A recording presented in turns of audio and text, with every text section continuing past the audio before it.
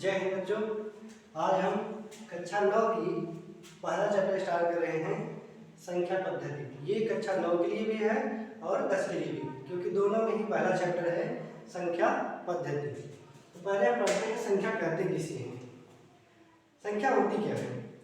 कितनी वस्तुएं हैं का जिससे बोध होता है उसे संख्या कहते हैं। इसका मतलब यह है कि संख्या ये बताता है कि कोई चीज कितनी की संख्या में है। अगर हम जैसे एग्जाम्पल देखें, 2 पेन, इसका मतलब ये है कि कलम है, कलम कितनी की संख्या में है? 2 की संख्या में। कापी कितनी है? 4 कापी। और बाल्टी कितनी है? 3। तो संख्या से हमें ये पता चलता है कि कोई चीज किस मात्रा में है। अब संख्या में आता है अंक। अंक किसे कहते हैं? तो संख्या को प्रदर्शित करने वाले चिन्हों को अंक कहते हैं। अब हम कोई संख्या लिखते हैं तो उसके लिए उसको चिन्ह का प्रयोग करते हैं। जैसे रोमन अंक में हम आई को 1 मानते हैं।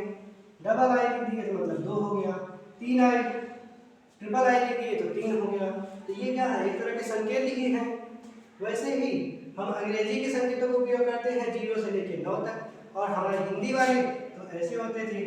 इस तरह से 1 होता था, 2 होता था, ऐसे 3 होता था। ये हिंदी के संकेत होते थे और ये अंग्रेजी के हैं। अब इंटरनेशनल यही चलता है। अब तो है क्या कि 0 से लेकर 9 तक इनकी संख्या होती है, मतलब पूरा मिलाए तो 10 संख्या होती है। ये 10 एक तरह के चिन्ह हैं। इन चिन्हों को ही हम क्या कहते हैं? अंक कहते हैं। तो इस तरह से परिभाषा ये हो गई कि संख्या को प्रदर्शित करने वाले चिन्हों को अंक कहते हैं। अब बात आती है संख्या कितने प्रकार का होता है। तो संख्याएं निम्नलिखित प्रकार की होती हैं, जिसमें पहला आपका आता है प्राकृतिक संख्याएं, दूसरा होता है पूर्ण संख्याएं, तीसरे होते हैं पूर्णांक, चौथा होता है परिमेय संख्याएं, पांचवा होता है अपरिमेय संख्या, छठवां होता है वास्तविक संख्या और सातवां होता है सम्मिश्र संख्या।